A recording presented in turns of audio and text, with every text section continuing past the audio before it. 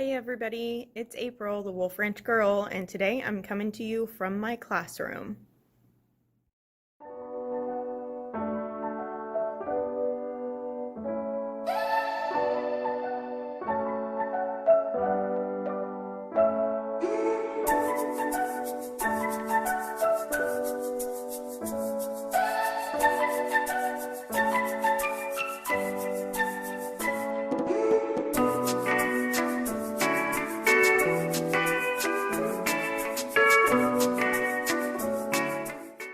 Okay, so in this video, I'm going to be going through different management techniques and how I've trained the teachers in my building on how to organize their Google Classroom.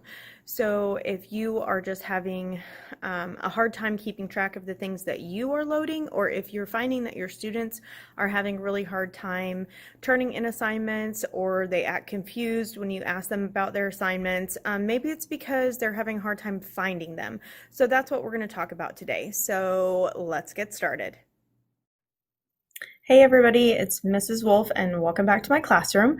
I'm just hopping on today. I've got a little bit of time before I have to leave, and I wanted to go through and show you guys a couple things that may or may not make your life a little bit easier.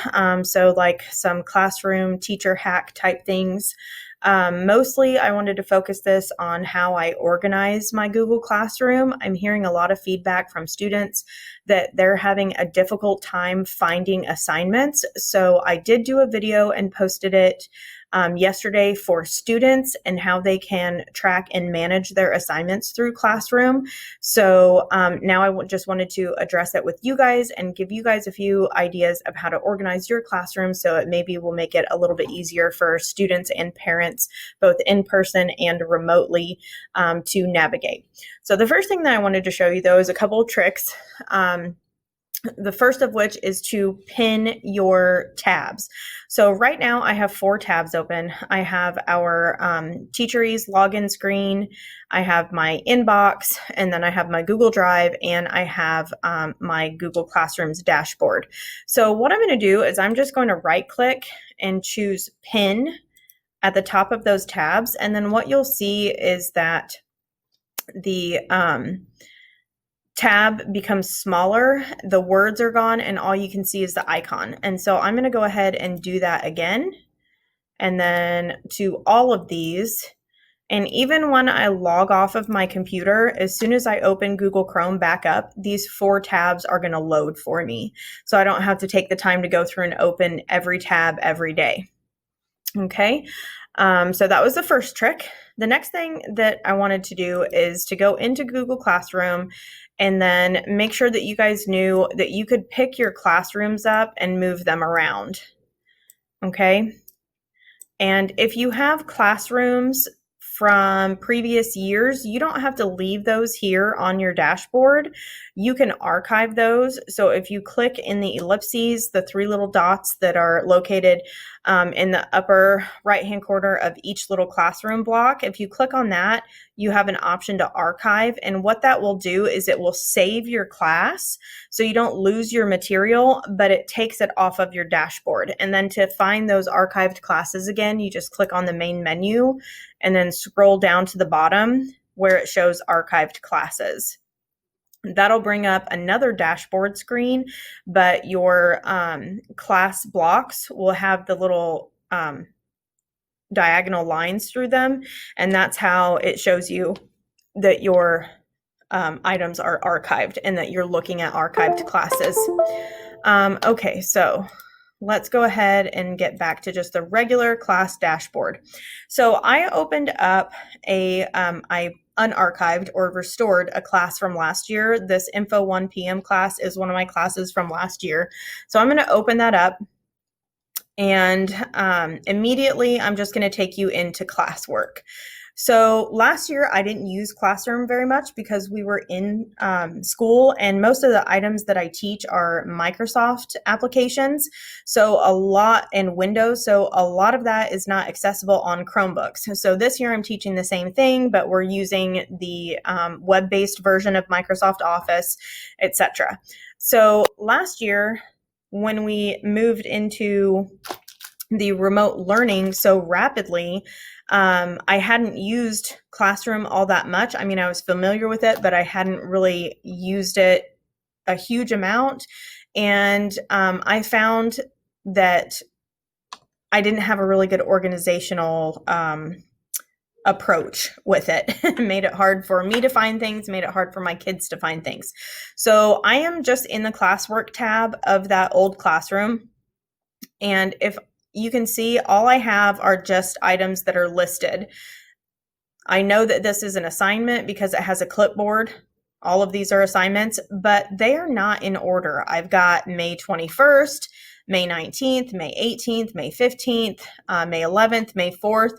And when I scroll down, it doesn't show me everything at once. I have to click on View More, and then it gives me another set of assignments or materials, and I just have to keep clicking on View More and hope that I find what I'm looking for.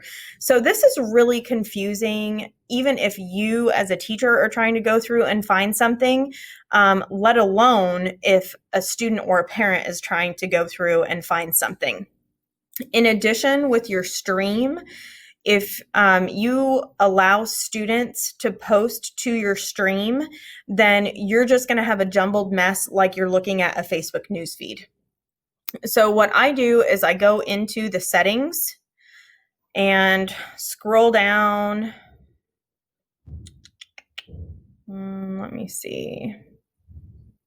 Classwork on the stream and stream.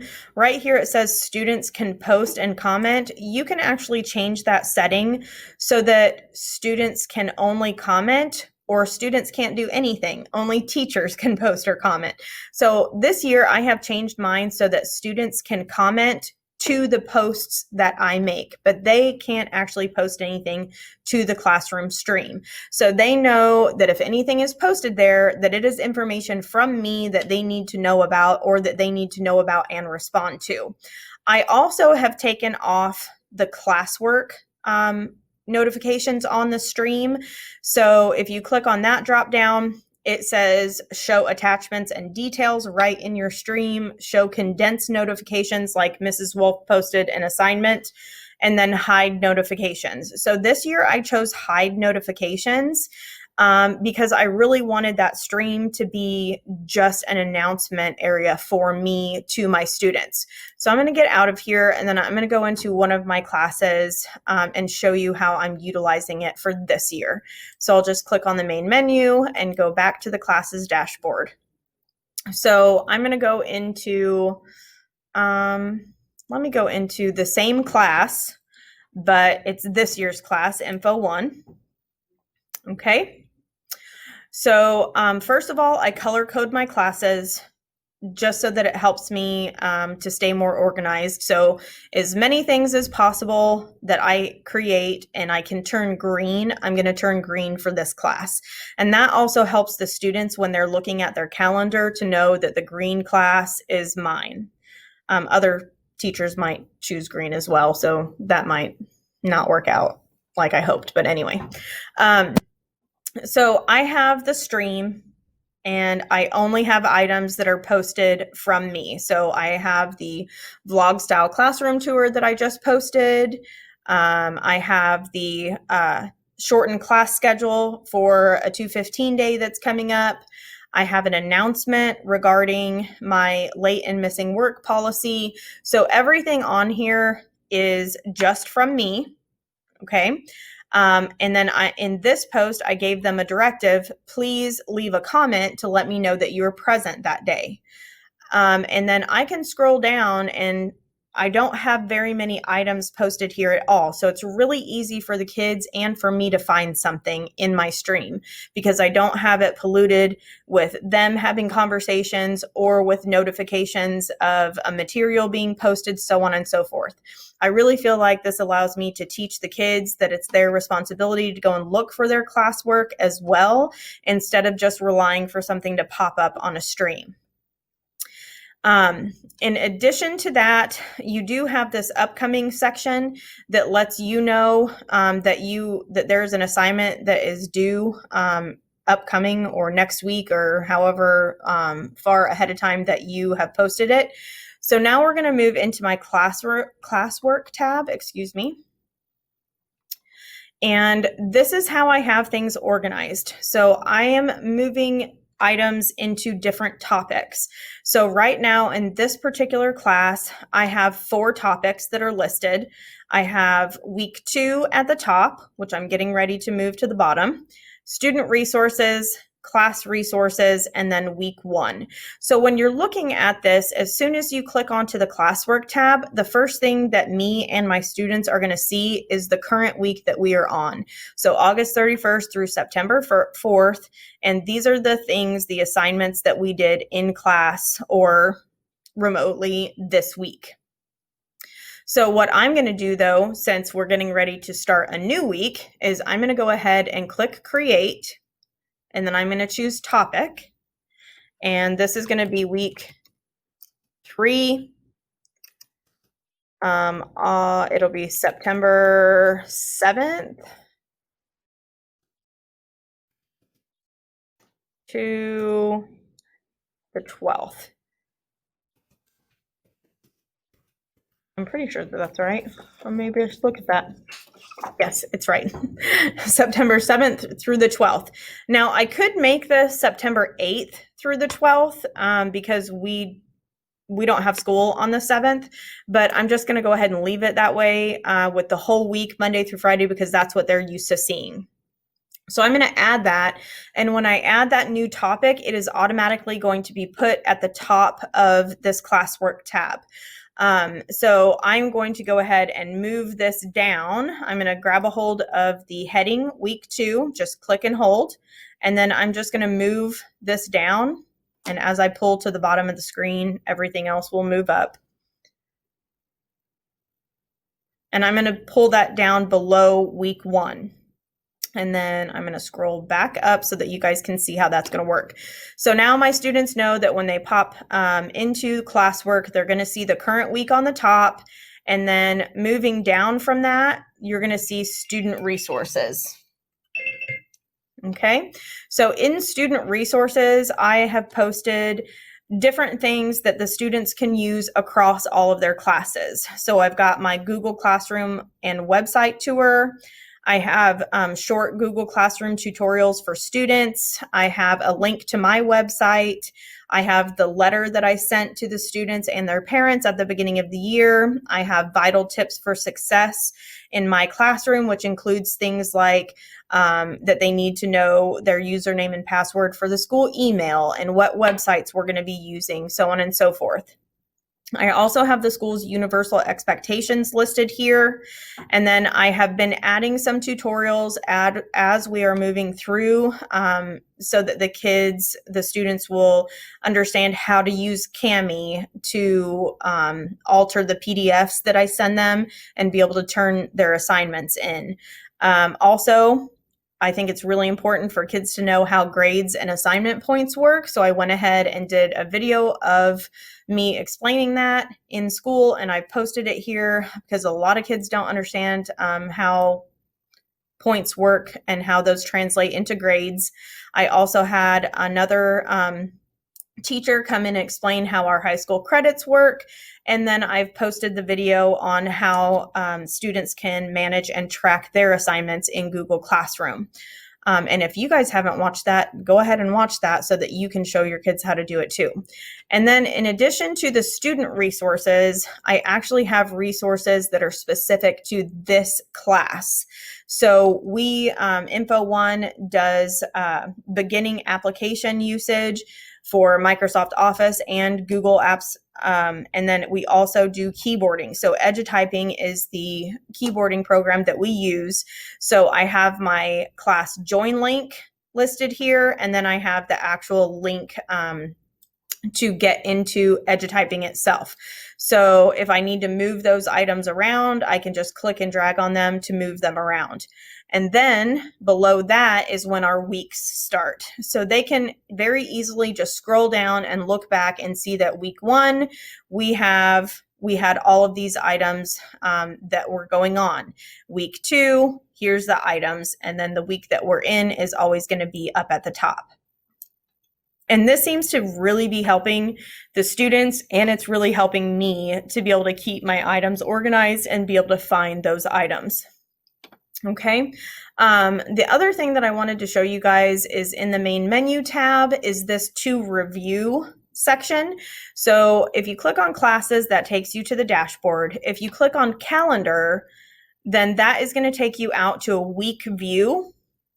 And you can see all of your assignments for every day of the week for all of your classes. You can also click on this and then filter those out. So if I only wanted to see my first hour class, I can see just my first hour class and when the assignments are due. Now it doesn't show the materials and everything, it just shows assignments. So I can do that and I can move from week to week. Okay. There is also a little tab up in the upper right-hand corner that shows a calendar, and this will actually take you, will it take you today? I thought it would take you out to the Google Calendar, but it doesn't. Maybe I'll do a different one on that too. I don't like showing my assignments on my actual Google Calendar, but I do like seeing it in a week view like this. This is also something that you could do to like print this out and then have record of it for your lesson plans if you wanted to. But anyway, I digress. So if you click on that main menu button and then go to review, then this is going to let you see all of the assignments that you need to do something with. So this list can be fairly overwhelming. So what you can do is filter it out by class. So if I wanted to see for this info processing 1 class what I needed to do, here's just a list of all of the items here that I have posted, all of the assignments, and it is in date order from closest to furthest away. So if I scroll down to the bottom of the list, I can see that 0 people have, there's nobody I'm waiting to have it turned in. Nobody has, everybody's been graded. So if I'm done with this, I can click on it and say mark as reviewed. And then it removes itself from the list. Same thing with the join our edutyping class. I can mark that as reviewed. I can make the edutyping pretest reviewed. And then edutyping choose your own adventure. It looks like 19 people have turned it in. 1 person is assigned and they have not turned it in. So if I'm like, what's going on with that? I can click on that and it's going to take me and it's going to show me a student that hasn't turned something in yet. Okay. So then I will hop back on to review. And then I'll have to filter the class again. So then let's look at the edutyping cyber safety. So I have 19 graded, nobody has it assigned yet, or nobody has it assigned, so everybody has done them, and 1 is waiting to be graded. So it's turned in and waited to be graded. So I can just click on that and I can see, okay, she finished this. So I'm going to go ahead and it looks like I already graded it. So I'll just click on her name and then I'll click on return and then return that again. And then when I go back out to the to review and look at info 1, it should have changed that cyber safety to 0 turned in, 0 assigned, everybody's been graded, and then I can remove that from that list. So I'm finding this pretty helpful just to be able to go through as long as I'm filtering and I'm only looking at 1 class at a time. I'm finding it really helpful to get my grades entered pretty quickly. And then if you click on reviewed, then it will take you to all of the assignments that you have reviewed and returned to your students. Okay, so I'm just back out at my dashboard and I'm going to go back into the info processing class and I'm going to go into my classwork tab. So I already took you through how I have these things organized. I also wanted to show you up at the top next to the create button, you have a class drive folder, and this is actually a folder that is called the name of your class that lives in your Google Drive. Please do not ever delete that. If you delete that folder, you've deleted everything for that class. So please do not ever delete that. But if you want to go and look at the items in that folder, you can click on that, and that's going to take you out to your drive, and you're going to be able to look at the contents of that folder in your drive. Okay. I'll just close out of that or get back into there. The other thing I wanted to show you is right here where it says Google Calendar. Now the kids have this too, and this will actually take you outside of Classroom to your Google Calendar under the account that you are logged in as. So I'm logged in under my school account, so it is going to actually take me to my school account. And right now, everything is synced here. So I can see today is Thursday, September 3rd, and I can see that I have several assignments listed.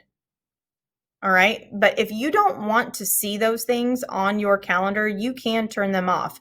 So if you look over to the left and underneath where it says My Calendars, you can actually turn your listings off for each of those classes, so that on your school calendar, you're not seeing anything from your Google Classroom. Or if you want to see all the things from Google Classroom, you can click and add them. And as soon as you click, then all of those events pop up, because your Google Classroom is linked to your Google account, which is linked to your calendar, which is linked to your email. So everything is all connected under that one Google account. Now the students have that option as well.